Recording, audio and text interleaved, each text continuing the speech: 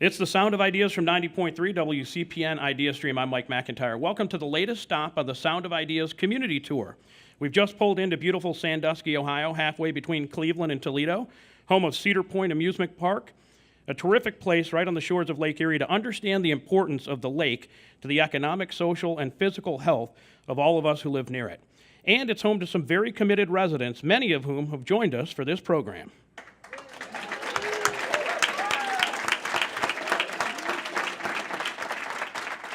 I want to thank all of you for being here. Thank you for listening as well. We're inside the beautiful Sandusky Library today, and we've invited a number of locals to discuss all things Lake Erie. We've got microphones set up to hear from our audience as well. As you might recall, this is the second stop on the Sound of Ideas community tour. We kicked it off in March in East Cleveland, where we talked about health issues and heard from many in the community about their concerns. We've got tour stops planned later as well, so stay tuned for those. I can assure you today's show will not be as exciting as a ride on Cedar Point's top thrill dragster, but I promise it won't be as bad as waiting in a 3-hour line for the Millennial Force either.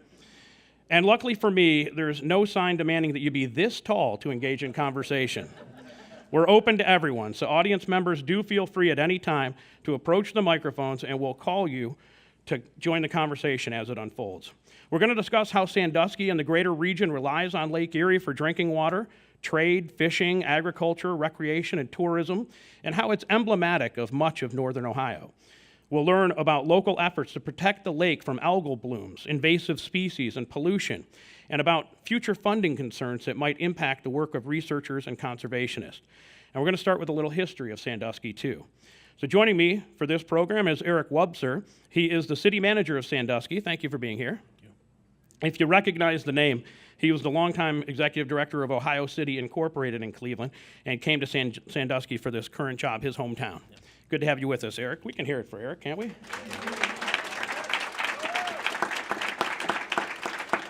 Also here is Jim Stouffer. He's owner of Catawba Island Club and president of the Lake Erie Foundation. Thank you for being here. Thank you, Mike.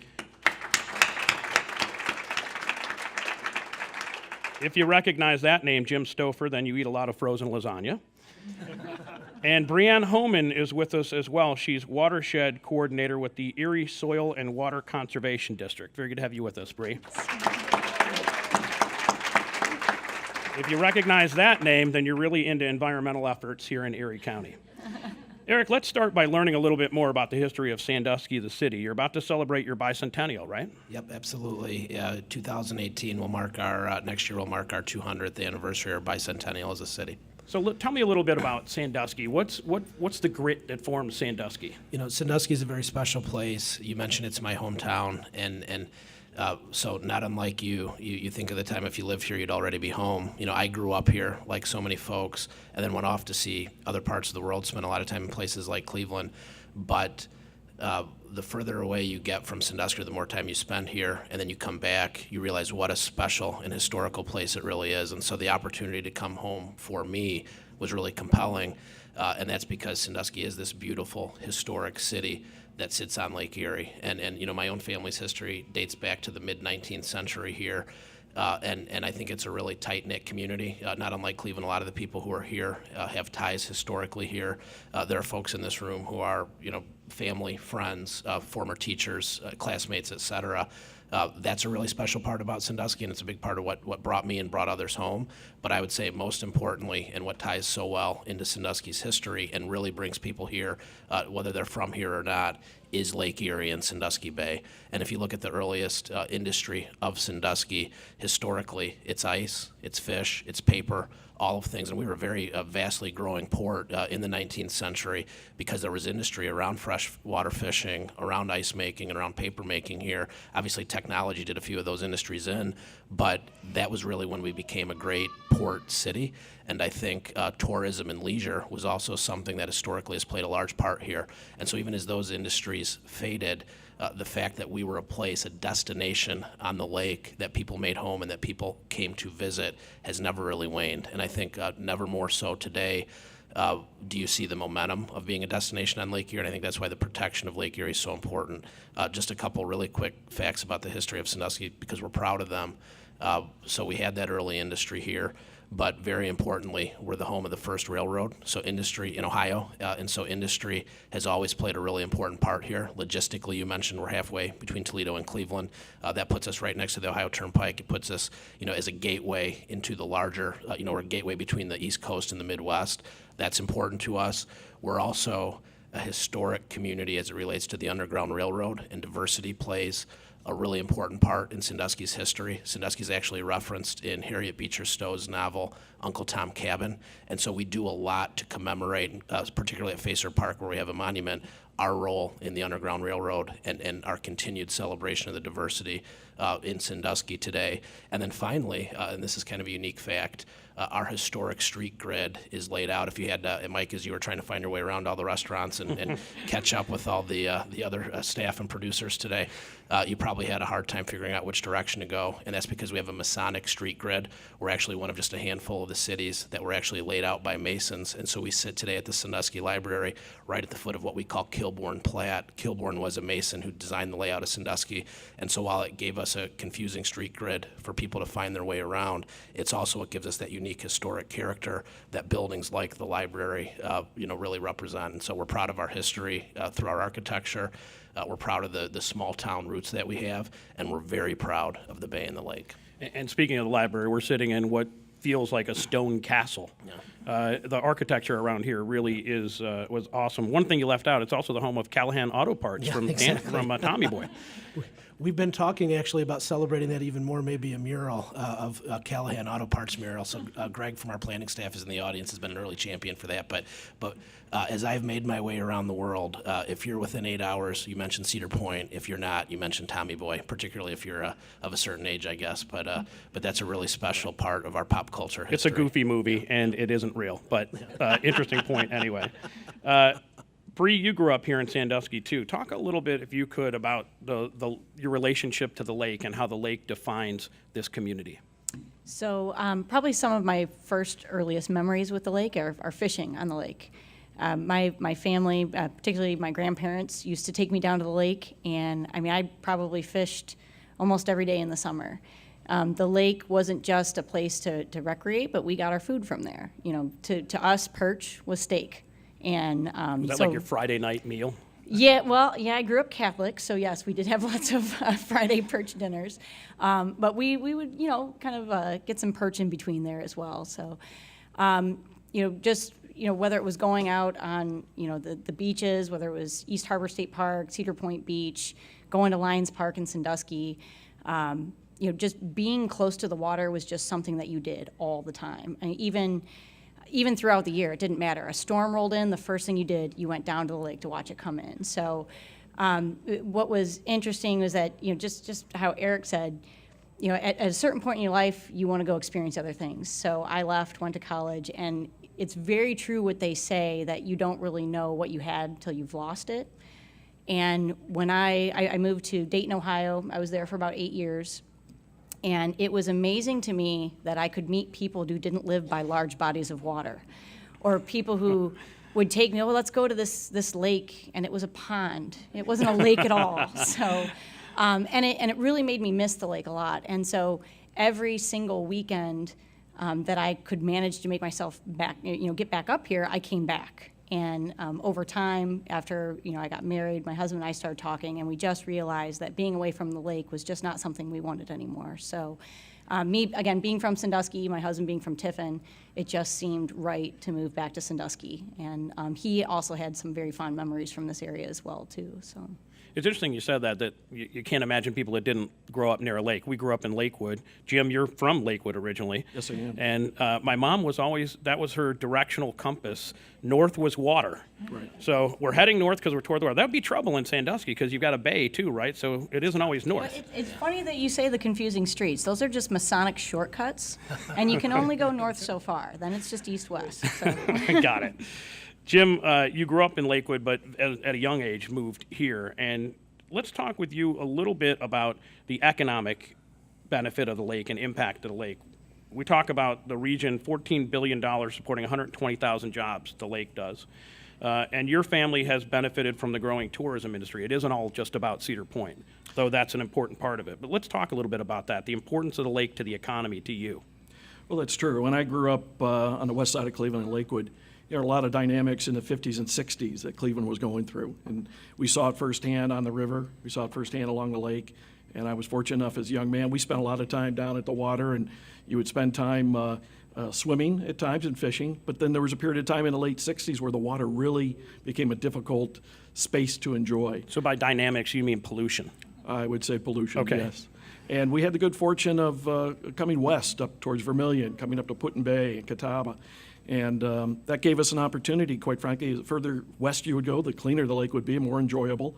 And we had the opportunity to come to Catawba Island back in the 60s and really discovered, I think, at least for me, as my father decided this is what his passion was going to be, that's what I wanted to be involved in. And now being in business and celebrating our 50th anniversary, it's easy to look back and think it was all easy and simple. But at that time, Ohio, Northern Ohio in particular, the Rust Belt, was not going through an easy time. And in fact, I think as you saw Toledo, Columbus, Cleveland, the challenges they faced, you wondered where would the next generation come back to, where would the next generation enjoy. And certainly Northern Ohio, and you look at Cedar Point, you look at Put in Bay, Kelly's, all the islands, they really, I want to say, kind of became a backbone for the state. It gave people a purpose to stay around. As many people left, went to the Southwest, the Southeast, went to Chicago, went to New York, the lake gave them a reason, many people, to stay here. The economic impact, certainly, as you commented, the dynamics of tourism, shipping, the things that quite frankly, make this community sustainable. I'm fortunate enough, our children go to school here in Sandusky at St. Mary's, and coming over from Catawba, that's not a commute. That's an easy drive back and forth. And we've seen a lot of great changes. When I first came from Lakewood, there was no Route 2, no Route 90. It would take 2 to 3 hours to get from the west side of Cleveland. Columbus, I'm not sure they knew where we were in those days. Was it a horse-drawn wagon that you came here? 2 horses. Two Two horses. horses. But I think ultimately that helped people, give them a reason to stay in Ohio. And now we see what's occurred over time and the great quality of life that you have here in Sandusky, Catawba, Marblehead. We're very, very blessed. I don't know if you guys remember, but Saturday Night Live had this bit a long time ago where they poured Lake Erie water out of a bottle, and it was like that Heinz ketchup commercial. And they said, anticipation, and the water would come out almost solid with garbage and junk and cigarette butts. The reputation of Lake Erie, not that long ago, was pretty horrid. And we look at all the people recreating on the lake now and see so much better. But Bree, you say we're still kind of in comeback mode. What about that? Yeah, so, it's kind of interesting. When I first became a watershed coordinator, when I moved back up here, I had an opportunity to go out to the Pacific Northwest. And when I went out there, I was greeted with a lot of people saying, oh, wow, you're from Ohio, so are all your streams now not on fire? And at first I'm like, wow, that was horrible, But I think that, the spotlight that Lake Erie got and the spotlight that our streams got was really important because it started the Clean Water Act. And if it wasn't for basically us taking one for the team and really showcasing some of our water quality issues, I don't think that most of our streams, rivers, lakes, all around us would have the protections that they have today. With the Clean Water Act, with lots of the Farm Bill programs and other types of programs that are out there that have really helped both agriculture, urban, commercial areas improve, I don't think that we would have gotten to where we were at in about the mid-'80s when the lake was really starting to clean up. That being said, we're starting to kind of fall back now a little bit on this. We're seeing increases in pollution again. It's something slightly different, but it's still something we're familiar with. Again, it's more nutrients in the stream, and it presents some different challenges with us. Every time that we have these massive storms, things are moving, and pollutants are carrying their way down to the stream. So, as we're changing our landscape, as we're losing our wetlands, as we're developing, these present more and more challenges as some of our climates are changing as well too. And so we are starting to see Lake Erie slip back into an area that we don't want to see anymore, where the green waters or that horrible in-your-face kind of visual pollutant that's out there. So yeah. Today, the annual State of the Great Lakes report came out, so this is fortuitous timing for our conversation. And they talked about the drinkability and the swimmability and the fishability, and all of those for the Great Lakes writ large were pretty good. But the points that you just talked about, excess nutrients, which is what feeds the algal blooms, and we're going to get into some more detail on that in just a little bit. That, as well as the invasive species, are two real threats to the Great Lakes, and sometimes threats that you're not really able to see. As a city manager in one community, Eric, on the lake that relies on the lake for essentially everything from drinking water to jobs, what about influencing policy so that the lake remains the resource you need it to be?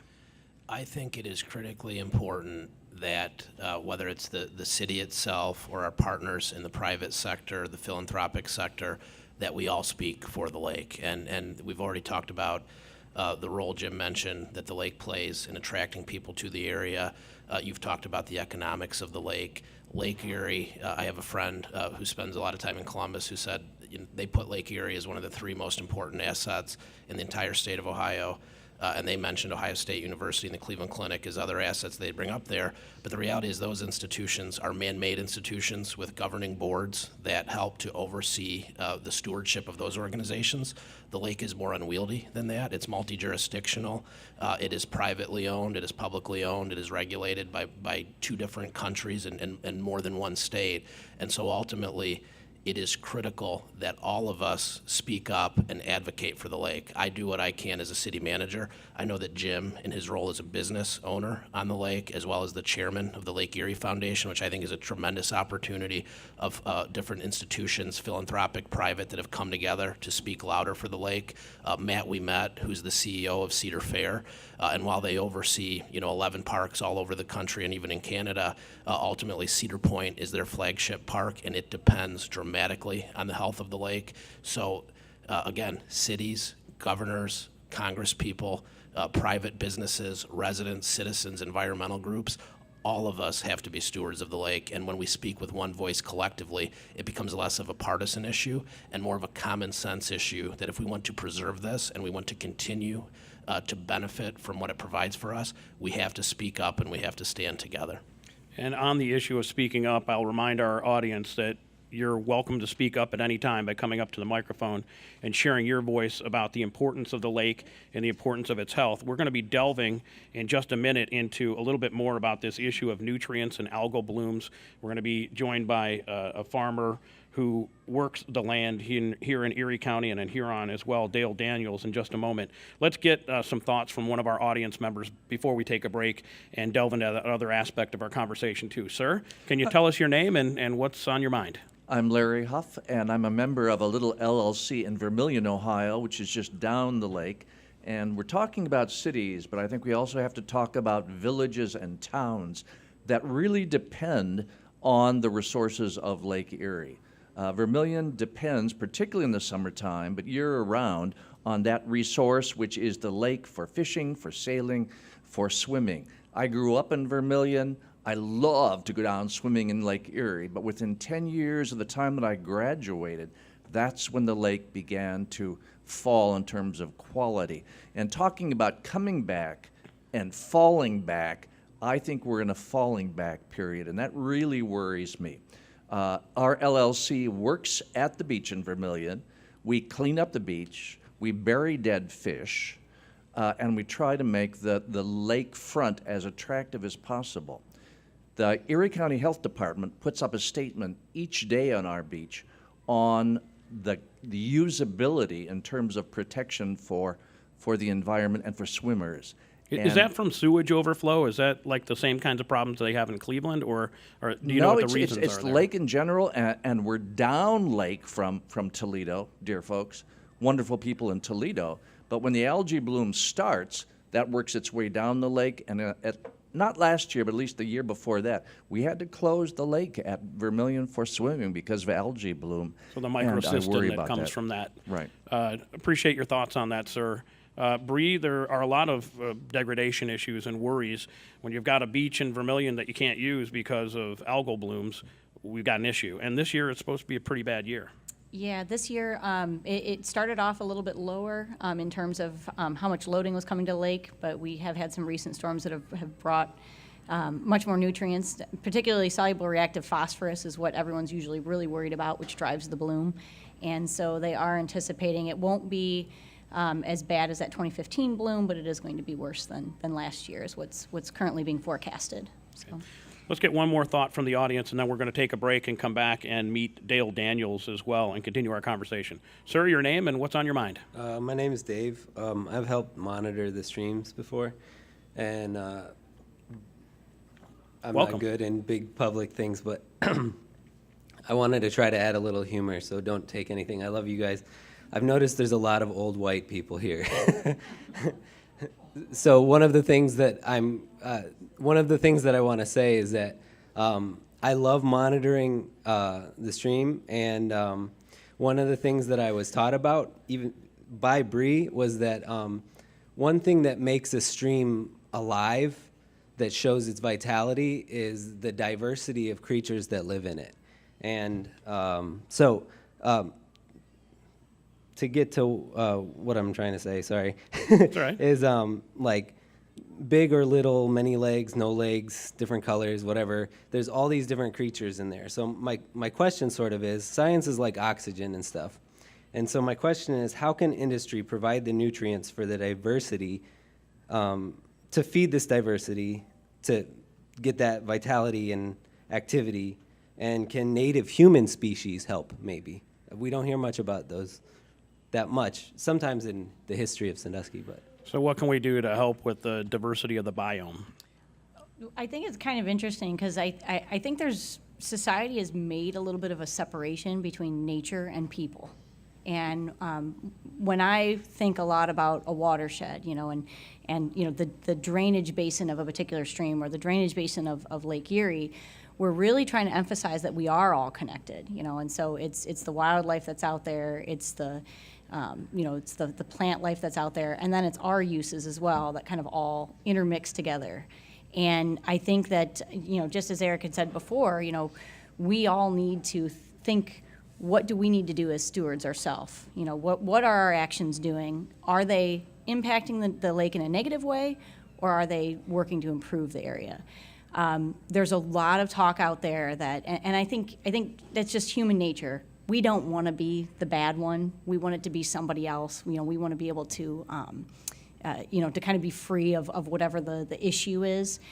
And I think that the reality is that there isn't really one individual cause of Lake Erie. This is really accumulation of lots of different land uses, lots of different behaviors on different land uses.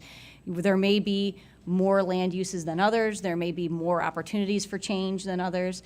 But ultimately, everybody needs to kind of think of themselves, what do they need to do? How do they fit into this whole system?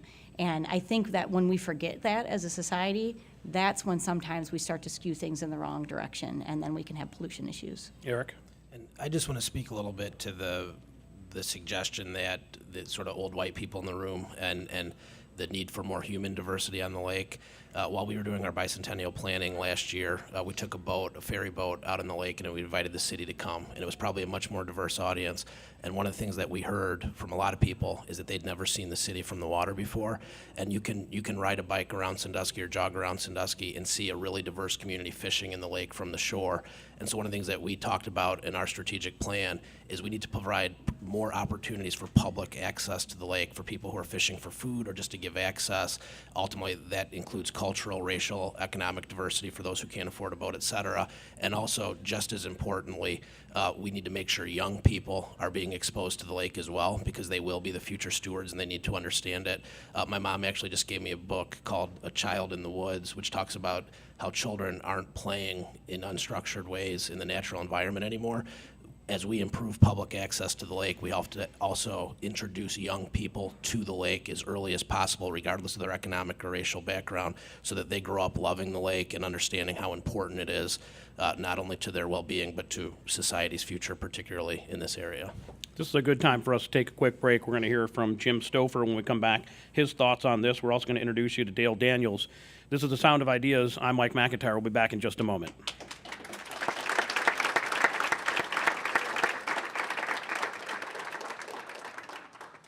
You're back with The Sound of Ideas from 90.3. I'm Mike McIntyre from the Sandusky Library, the second stop on our Sound of Ideas listening tour.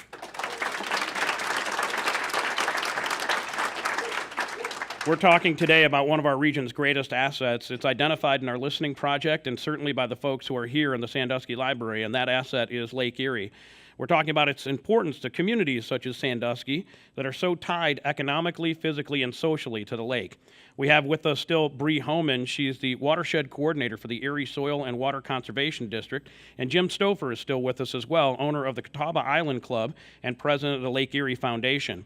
City Manager Eric Wobser also shared some of his thoughts to begin our show, and he'll be back a little bit later. Eric has stepped away so we can spend some time with Dale Daniels, who farms land in Erie and Huron counties, and his farming practices, as well as those of every farmer in the region, have a direct impact on the lake. We'll delve into that topic in this segment of the show. Dale, thanks so much for being with us this morning. It is this morning by the time it runs, by the way, There you go. All right. on the radio. We also want to remind our audience, step up to that microphone as you saw a couple of your colleagues do. Feel free to come on up and tell us what your thoughts are about the lake, some history of the lake, perhaps the way we can keep it the kind of asset that people want to continue to have in Northeast Ohio and really throughout Ohio. It can be about a specific issue we're addressing, or if you want to share something else about your relationship to the lake or your concerns about it, feel free to do that. All right, Dale, your family has been farming in Erie and Huron County for generations. First of all, what kind of things do you grow? We raise corn, soybeans, wheat, predominantly some vegetables, and some cattle. We hear a lot about something we don't want to see grow, which is the algal bloom. That is what is in Lake Erie and can cause all kinds of nastiness. And one of the culprits is always farming practices. We're always hearing about that. Nutrient runoff, which feeds the algal bloom. What have you learned in the last few years about your practices and how they might relate to this particular issue and perhaps be a solution for it? Over the past, I don't know, 4 or 5 years, we've really intensified doing testing of water coming out of our tile lines to see just what is coming out. Different times of the year, different practices, what makes a difference. Some things that we've really seen and can quantify is if you leave buffers around your field, when we say buffered, like grass growing or this here, the biggest problem we see is when you have these big storm events, which we seem to be having more of currently than we used to 20, 30 years ago. And to explain it, when a storm happens, it'll gather up all of that fertilizer and the manure and other things and maybe wash that out? Is that what happens? Is if you get usually like a half an inch of rain or more, usually you'll start to see water run off the top of the ground. And it doesn't matter if it's on a farm field or if it's in the middle of a municipality off the yards. And so if you don't do things to help filter that out, you'll carry soil away, which goes into the drainage, which ends up on Lake Erie. Anytime you have soil going, you're carrying nutrients. If you have excess of amount of water and your ground isn't absorbing it in, that's all nutrients going to go out in the lake. And so yes, and so what we've found is by having things growing all the time, or by having a cover crop or a grass filter strip, that all helps eliminate the nutrients leaving your ground. So it's the way you farm. It's that you always have a plant in the ground, or perhaps when you spread manure or fertilizer, maybe not on frozen ground. There's a lot of those types of issues. There's a lot of things that you just use some common sense. You don't go out there and put a bunch of nutrients on top of snow or frozen ground and not expect it to run off and cause pollution. Just like if you have a house in a municipality, you go by and you see those lush green lawns that are about 4 inches high all the time and just as green as can be and not a dandelion. Those are the ones that are dumping nutrients as well into the lake, because as soon as they tell you water it in. So they go out and hurry up and do it right before a big storm. It run off into the street and it runs in Lake Erie. So we all have a responsibility to help protect the lake in what we're doing. And agriculture has its own set of responsibility also. With agriculture being so big in the state, it gets a lot of attention. And don't get me wrong, there's a lot of people in agriculture that could do a better job. Just like we have people going down the road that shouldn't throw out their garbage going down the roadside. Just like we have people that in a lot of villages who we should probably address our septic systems, because all that has a negative effect on the lake. The one that, and I know this Soil and Water Conservation District here a couple of years ago, they was doing, what people don't realize are all of our soaps, our detergents, all that adds to the nutrients that are going into the lake. There's a book right behind me on the rack here from Dan Egan, The Death and Life the death and life of the Great Lakes. We had Dan on our program just a few weeks ago talk about sort of his assessment of the Great Lakes. In his view, the biggest threat to the lakes is invasive species, but we also talked about the nutrient runoff and the threat to the lakes that these algal blooms have. Jim, in your business, as somebody who's very concerned about tourism and about the use of the lake, how big of a problem is algal blooms and invasive species? Well, the algal blooms, obviously, that we've seen the last 5 or 6 years have had a tremendous impact. Talk about small villages. Carroll Township had their water plant infiltrated with microcystine a year before Toledo did. And once Toledo was impacted, over 400,000 people's drinking water was impacted. And it's a challenge. I understand the Ohio agriculture community is one of the finest in the world, and it's one of the most vibrant parts of our economy. But there are changes that are taking place but need to take place at a faster rate. I understand the concept about phosphorus in our soaps and detergents. A lot of that was corrected during the Clean Water Act of '72. It was one of the things Palmolive and P&G had to resolve, and Governor Rhodes helped stimulate that. But as you'll read, and you'll hear often from experts like Jeff Reuter and others, I mean, 80% of the phosphorus coming into Lake Erie is coming off the farms. Now, it doesn't mean the septic tanks and the wastewater soil or wastewater separation facilities need to get better. But without question, the agriculture community now is starting to address these issues. Senate Bill 1, Senate Bill 150, those are concrete steps that need to be taken. And the Farm Bureau and the agriculture community in Ohio is working much harder towards a resolution of this. We know last year we had one of the finest, highest clarity of water on Lake Erie. And the big reason, we didn't have the runoff. The runoff didn't occur because we didn't have the rainfall. And it kind of, again, the correlation of the material in the soil on the 1 million miles of tile that exist in Northwest Ohio in the Maumee watershed, all of that combined is leading to an abundance of nutrients. Fortunately, the farm community, from what we have been told and have heard, 70–80% of the farmers are doing it fantastically. They're making the adjustments. And technology every day is being invented and implemented to do a better job.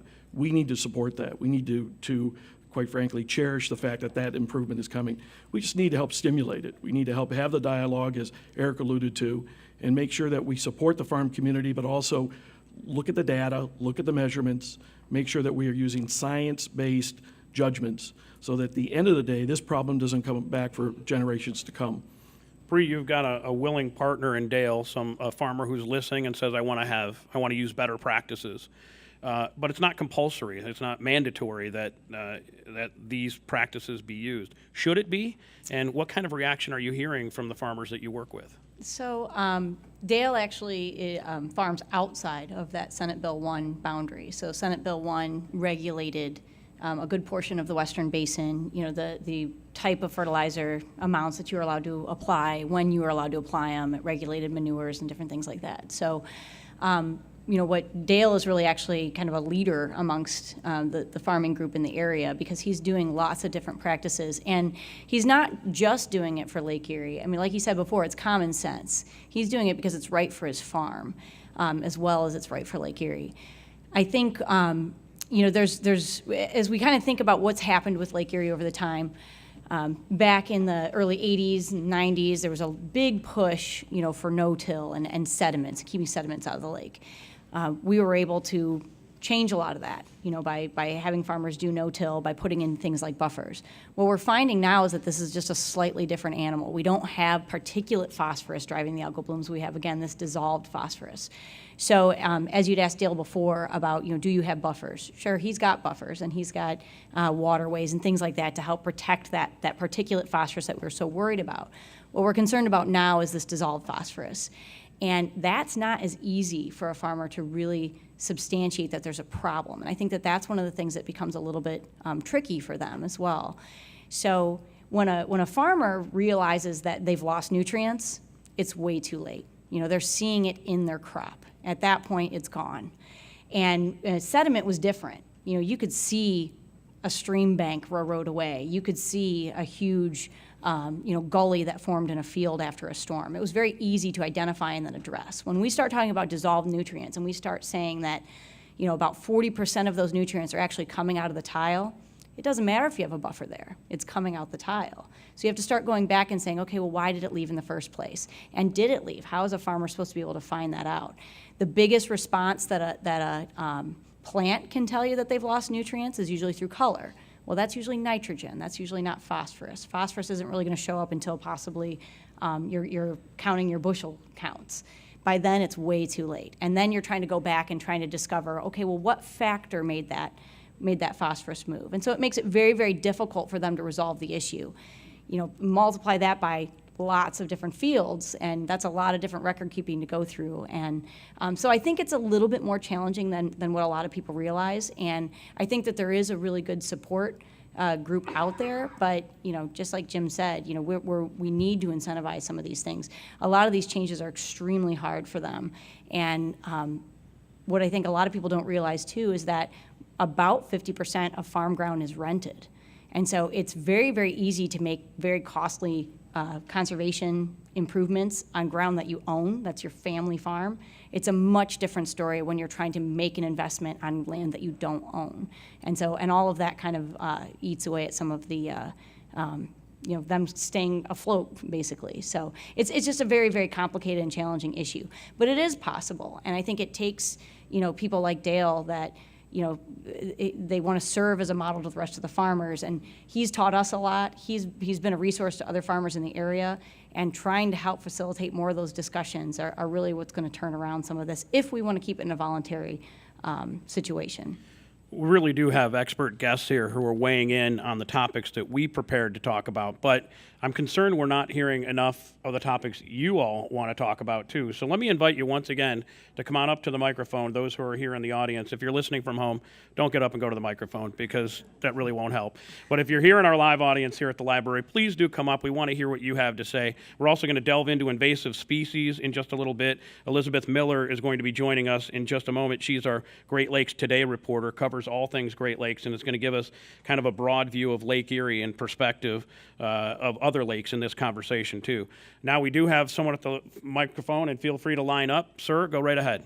Thanks. My name is Nestor. This question I cannot let go. What is the impact of the new national budget on the city to keep up with the lake? So the question was, what is the impact of the new national budget? And we will delve into that a little bit more in the next part of the segment. So we're right on the same wavelength.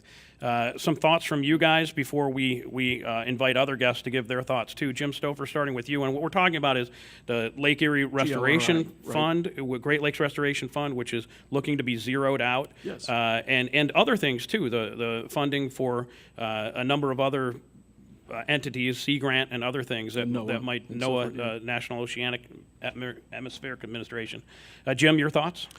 Well, Lake Erie Foundation has participated on an annual basis in Washington, and we've been able to connect with our congressman, Senator Portman, Brown, Congresswoman Capter, and the GLRI. Obviously, we were there in this winter when they announced that cutback. To some extent, there's one perspective that I had. One was they've already committed over the years $2.5 billion. Now, those $2.5 billion, we would argue, have been put to good use. But it really is an opportunity for everybody to step back and ask, what are we doing with the funds? The GLRI is continuing through this budget cycle, and as you've read, proposed to be eliminated. I think it certainly does more good. And if it's properly managed and implemented, when you think about facilities such as Gibraltar Island, Ohio State Sea Grant, what they've done to not only understand freshwater dating back to 1972 onward, but the fact that they draw thousands of students up there every year to touch the lake, get engaged with the lake. They really have created a generational connection to the water. And that funding, I think, is going to continue in some fashion, but we may have to make sure the grassroots support for that and the support of our congressional districts understand that. So hammer on your representatives and let them know it's important to you. You have to let them know it's important, and this problem is a nationwide problem, so solving the freshwater problem on Lake Erie helps solve problems on water basins all throughout the Great Lakes. The Chesapeake Bay has issues, the Everglades Foundation. There are many other bodies of water, and we literally could be a leader, an industry leader, to make sure that water technology and water science originates here in Ohio as it did back in '72. Bree, you're going to stay with us through the break, so let's hold your thoughts on this for just a moment. But as we do go to our break, Dale, some of your thoughts on the funding for these types of things? And I have a little different take on it. It's always nice when you can get some of your tax dollars back home and see it to work for you there. My thing on the funding is, as long as we can get enough to continue, we need to continue the research so that we understand truly what does work and what doesn't work. But at the end of the day, in my mind, it's us that makes the difference. That we care enough to say, okay, somebody might have dropped that piece of trash. That's not my job, but yeah, it is. Pick it up, discard it properly. You know, do the right thing in your own space, and hopefully it works out to your neighbors and then through the rest of the community. That's how we fix the problem, not letting our national government throw billions of dollars at something at will. Yes, we need their monies for research to know what really works. But as far as it's us that makes the difference on a daily basis that's really going to make this natural resource that is a gift to us in the whole northern central Ohio. Thank you for that answer. We're going to take a quick break right here, and we're saying goodbye to Dale. Dale, thank you very much for being with us. Thank you. Dale Daniels. And to Jim Stouffer as well. We're going to take a break, and we'll be back with more Sound of Ideas right after this. Welcome back to the Sound of Ideas from 90.3, live from the Sandusky Library.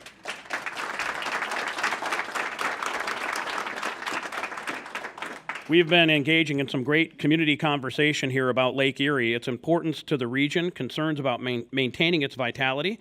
It's the second stop on our Sound of Ideas listening tour, where we get out of the studio from time to time to visit libraries across Northeast Ohio and talk to residents about issues that matter most to them, such as health, education, the environment, and here in Sandusky, Lake Erie is our focus. We're back with our panel of residents. Breann Hohman is with us, Watershed Coordinator of the Erie Soil and Water Conservation District. Joining us again is Eric Wobser. He's the City Manager of Sandusky. And now joining our panel is Elizabeth Miller. She's been traveling all over the Midwest as ideastream's Great Lakes Today reporter. Very good to have you with us, Elizabeth. Thanks for having me. And welcome back, panelists. Good to have all of you. Thank you. We've reminded our audience that they can step right up to the microphone to ask a question as we round out our program today. And Elizabeth, let's throw the question to you. You recently came here to Sandusky Library to meet residents and hear what they had to say about Lake Erie. One of the things that came up was how important the lake is as a water resource. Not every city is as lucky as Sandusky to have this much access to fresh water. Let's talk about that. Yeah, definitely. So this is something that I've noticed going all over the Great Lakes, is that people who live in the Great Lakes really love their Great Lakes and want to keep the water here. We had a story a couple of months ago about the possibility of piping water to the Southwest, somewhere like California, Arizona. Somewhere that needs it. Yes, exactly. And the response was swift, and no one wants that. We want our water here. So for now, I think that's not a huge concern. But yeah, this is a resource that millions of people get their water from, and they want to make sure that it's protected. I would think that there's no shortage of story ideas when you're covering the Great Lakes. So we talk about the greatness of the lake, but we also talk about the issues that challenge it, one of which was the nutrient runoff and the algal blooms. I'm sure that's something that you'll be covering again. And also invasive species. As I mentioned, Dan Egan talked about that as being a big challenge. What about in Lake Erie? Zebra mussels and other invasive species, the idea of Asian carp possibly infesting the water here. How important is that issue, and what's being done about it? Yeah, I think it was Dale that mentioned earlier the research that's going on. It's not just going on about algae blooms and that, but also invasive species and how they're getting into the Great Lakes, whether it's via ballast water or via the Mississippi River, which is the big Asian carp threat. So there's a lot of research going into just how these invasive species are getting here. And I know it seems like the issue is really just stagnant for now, which is good, but we could probably be doing more about that. Yeah, the Great Lakes report that I referenced earlier said that the invasive species is still a pretty big deal and one that we need to pay attention to. Let's talk a little bit about the lake. Eric, the lake provides drinking water to about 58,000 residents here. Keeping it clean is a big priority, but updating infrastructure is big too. And we had a problem at Cedar Point last August that had a shutdown because of water infrastructure problems. People are driving over the causeway, and that's where the water pipes were, also underneath the parking lot at Cedar Point. What about the importance of just taking care of that aging infrastructure? You know, I think aging infrastructure, particularly in older built-out cities like Sandusky, like Cleveland, is a challenge. And I appreciated Dale's comments about every individual doing what they can, but there are also issues that we have to focus on collectively. And ultimately, higher levels of government, be they the state government, the federal government, truly have to get their acts together and put aside partisan differences and ultimately start to reinvest in the infrastructure. You know, Sandusky, in addition to having, aging water mains at places like Cedar Point, we also have combined sewers in a lot of places, and we've been working out a consent decree with the Ohio EPA to try to address those issues in a variety of both sort of gray infrastructure, but also green infrastructure ways that allow us to divert water from the bay. And we have to continue to do that, but we've actually raised our water and sewer rates in Sandusky by 25% in each of the last 3 years, almost exclusively to maintain our infrastructure and particularly to meet those environmental mandates. That is unaffordable and unsustainable, and we're probably only doing a fraction of what is necessary to truly build 21st century water and sewer infrastructure, let alone maintain our streets, et cetera. And so what we advocate for and hope is that at the state level of government, at the federal level of government, that they come together, partner with local communities to truly start to invest in meaningful ways. It's been far too long since an infrastructure bill's been passed at the federal level. I know folks like Senator Breann and Marcy Kaptur, Congresswoman Kaptur, are working really hard on that. We need to make sure that's a bipartisan issue and that ultimately people, and I think everybody who voted, no matter who they voted for in this last election, wants to see investment in the Great Lakes. The Great Lakes swung that investment. It's time that across party lines we work together to bring those resources back to this area. President Trump has talked about infrastructure investment too. We've also had discussion from the EPA about how they want the Great Lakes to improve. They want to solve a lot of the problems that are addressing it. In the meanwhile, you look at the budget and there's zero coming, or at least in the proposed budget. What is your confidence that from Washington and from Columbus, help will arrive? It's hard because I have seen in this area at a local level what can happen when local government works with private industry. And again, I don't know. I work with folks at Cedar Point every day. I work at folks with Lake Erie Shores and Islands at the county, with citizens. And most of the time I have no idea what their party affiliation is because we're getting together and we're asking what is in the best interest to solve this issue that is facing Sandusky or the Lake Erie Shores and Islands region. The challenge is, so I think that actually we need to come together and solve things at a local level, but the scale and the scope of some of these challenges are so great, the jurisdictional issues are so great that we absolutely need leadership at the state and the federal level to not only invest in this, but to regulate in sensible ways. Because I can tell you, it's very difficult at a local level if an industry is investing in creating jobs, and for Sandusky, for me to be the messenger to tell them to be environmentally responsible. We need sensible laws at the federal and the state level that hold them accountable, so I can just ask them, how can I help you do this here? And so, again, we're doing everything that we can at the local level. I think we're partnering in unprecedented ways locally, at least historically, but we need real leadership. And I know your question was, how likely is it to come? I would say we can't do without it for much longer. So whether it happens or not, folks need to take matters in their own hand and start electing people who are pragmatic and are willing to roll up their sleeves and work on really important issues across party lines. Elizabeth, what answer would I get to that question in all of the other Great Lakes communities that you cover? Is the same concern existing, and is there confidence among the leaders in those local communities that their state governments and their federal government has the same care for the Great Lakes that they do? Yeah, well, all of these environmental advocacy organizations, universities, they're all up in Washington, talking to their Congress people, talking to our senators here, and expressing that need. And like Eric said, it's a bipartisan issue. Everyone cares about the Great Lakes. Everyone wants the Great Lakes to succeed, but we are 8 states. And so that's where I think that we need to, our representatives, if they want to keep that funding, they need to express that in Congress. And actually, Congresswoman Kaptur and Congressman Dave Joyce, who's over by Cleveland, they both spoke with EPA Administrator Pruitt, who testified at a hearing last week, a subcommittee, and they asked him, "Will you support our Great Lakes?" To which he said, "I expressed the importance to the Great Lakes to the administration." So he says he's dedicated to keeping that funding, and Congresswoman Capter also invited him to come out and tour the Great Lakes, to which he accepted. So maybe that will swing things. And by the way, Congressman Capter is over by Cleveland too, the way they draw districts. It's very true. It's Cleveland and Toledo. Right. Let's have one of our audience members share her views. Ma'am, your name and what's on your mind? My name is Meg Anderson, and I'm a member of a group, and we have a bipartisan event coming up on July 3rd, which is the day before July 4th, obviously, at 10 o'clock in the morning. It involves 45 communities in 5 states and Ontario in Canada, and it's called All Hands on Deck.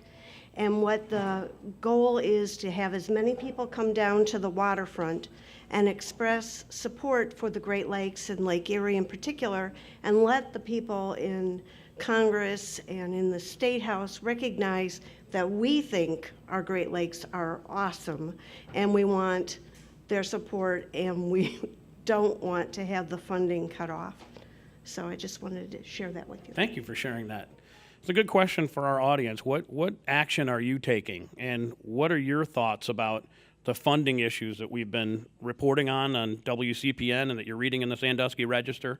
When we talk about cutting funding for the Great Lakes, what are you doing about it? And if you have a thought about that, feel free to join us. And if you're listening and want to tell us via email, send us an email at soi@wcpn.org. One of the things that local folks can do to take action, we heard about it earlier from Dave, who came up to the microphone, is to help you with the volunteer monitoring program, Bree, and to check those streams. I mean, if you have the data, that's what drives action. Tell me a little bit about that, about how people are stepping up to help. Sure. And I would like just to add one thing as well about some of the funding. You know, we're talking a lot about, you know, the different types of federal funding that's out there, and I know that a lot of the focus is on the Great Lakes Restoration Initiative, and, you know, it's a big chunk of money, which is really important. But Jim had kind of mentioned a little bit before that, you know, Sea Grant is also currently about to get zeroed out as well. The program that actually funds the Watershed program here is actually funded through the Old Woman Creek National Estuarine Research Reserve. And the Research Reserve System is actually part of a 29 reserve system throughout the coast of the United States. And there's only 2 in the Great Lakes. What that research reserve actually means for us is this is an area that provides research, education, stewardship, coastal training. And it's something that's not only in our backyard that benefits us here locally, but actually provides kind of that baseline stewardship as part of a large national program to really kind of show why are these coastal wetlands so important to us, how can they help us change some of these nutrient issues that we have, and then what is happening with these bigger storms and some of these different climate changes that we're currently experiencing.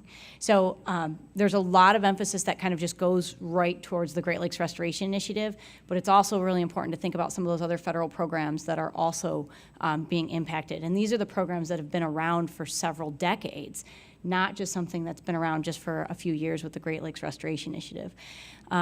Those Great Lake Restoration Initiative funds are ultimately being utilized by the groups that have already had their strongholds in this area and have been helping these communities. I work at the conservation district, and it's one of 88 districts in Ohio.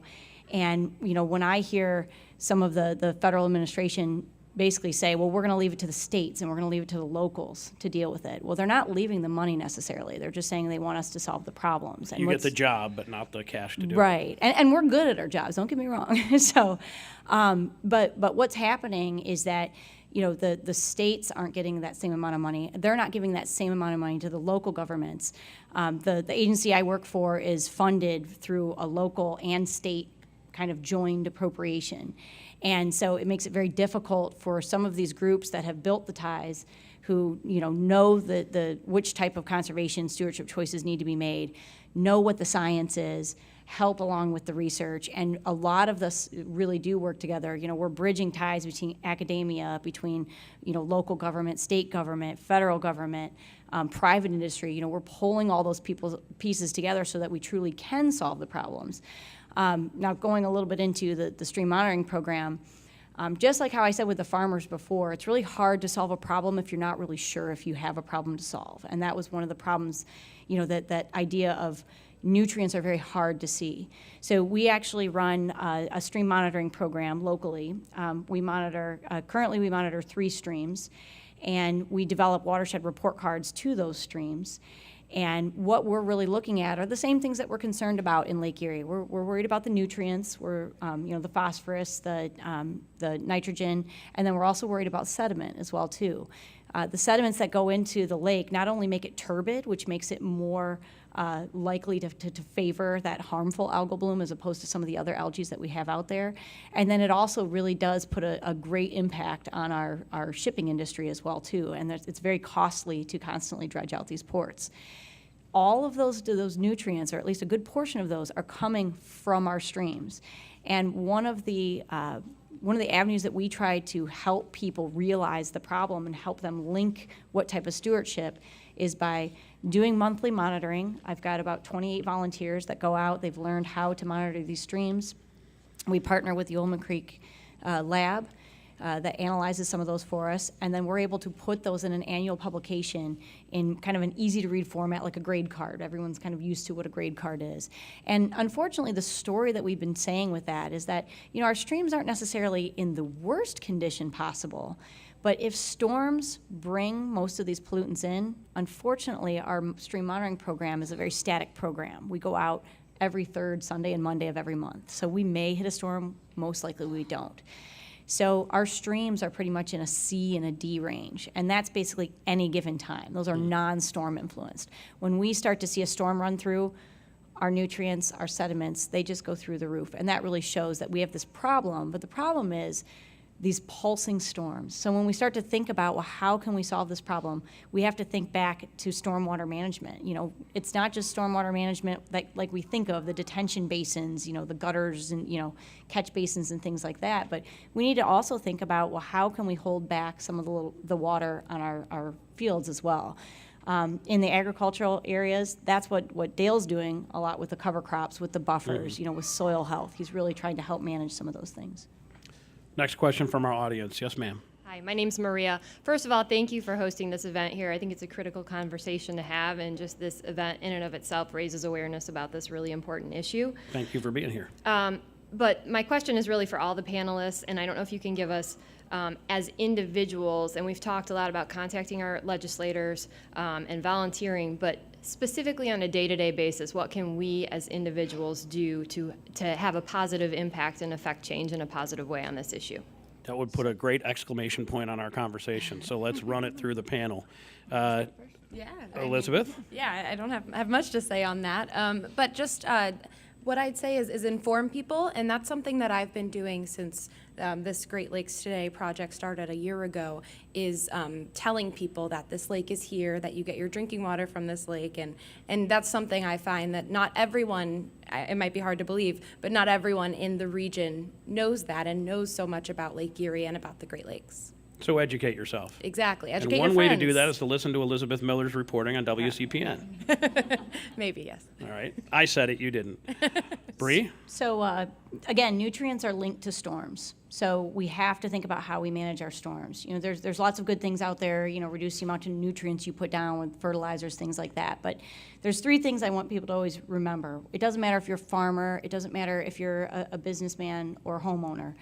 You need to slow water down, you need to hold water back, you need to soak water back in. We have so altered the hydrology of our watersheds that one of the biggest problems we have is that the streams are just extremely flashy.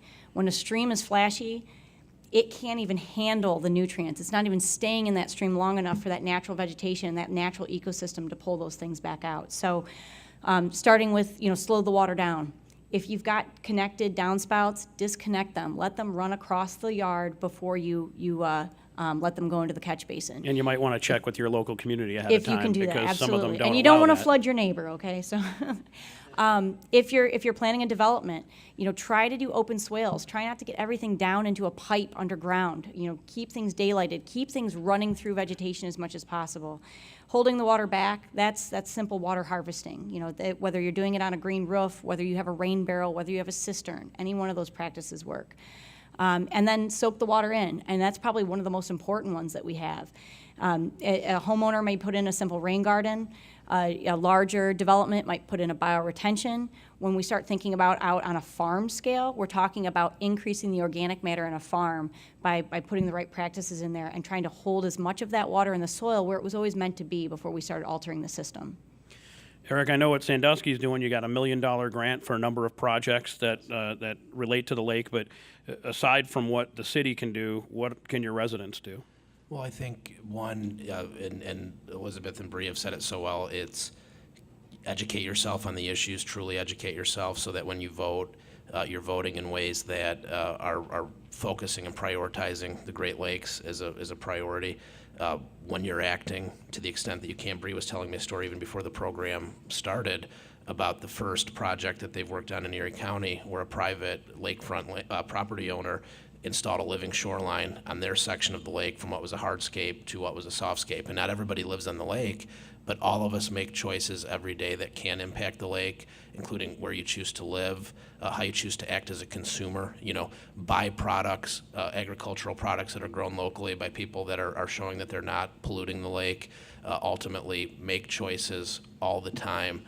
And support the choices of others who are representing themselves as and verifying it, that they're doing business sustainably, that they're investing in the type that the charity that they're doing or the giving back that they're doing is with the Great Lakes in mind. And I think if all of us both on a broad level educate ourselves and vote accordingly, I mentioned the pathway that we're looking at, a 12-mile waterfront bike lane, and Tammy Murray's here. She's made a large donation to that project. Not everybody has the ability to make a large individual donation in big ways, but they can in small ways. And one of the ways that the public can support that project, which we hope will provide access and build advocacy and support for people, is to support the Erie Metro Parks. They're going to be an important partner to the Sandusky Bay Pathway ultimately. They're going to provide the maintenance for that. They'll have a levy coming up as soon as 2019. We need to make sure that people vote and understand that their tax dollars can go towards things that keep the lake clean and that provide people with access to it so that we for generations continue to enjoy it as in public trust. Guys, thank you for a great conversation. I want to say thanks to you, Eric Wobser, the city manager here in Sandusky, for being here. Thank you. Also, thank you to Bree Hohman. Very good to have you with us. And Elizabeth Miller, thank you for being here. That is it for our second stop on the community tour. Thanks for making it a great one. Thank you very much, Sandusky. And I want to specifically thank Sandusky Library Executive Director Molly Carver, Coordinator Lori Esposito, and the entire staff here for hosting this event. Thanks, too, to all of our guests for taking part in the panel, and to everyone who took the time to come here tonight to add their voices to this community conversation, or just to listen and perhaps gain some insight. This special edition of the Sound of Ideas Community Tour was produced by Rachel Rude. Jean Marie Papoy directed today's program, and Al Dahlhausen engineered our radio broadcast. Tom Smeagol is our technician, and Drew Mazius is our technical producer. Lawrence Daniel Caswell provided technical assistance, and Gabriel Kramer, our multimedia producer, was on the camera. Amy Cummings is our supervising producer, and Joe Froelich is our managing producer. I'm Mike McIntyre. Thanks so much for listening, and I'll talk to you again tomorrow. We'll be back on the road with our community tour soon, and if you'd like to visit our community, and you'd like us to visit your community, just let us know. Send an email to soi@wcpn.org. Thank you, Sandusky. Have a great day.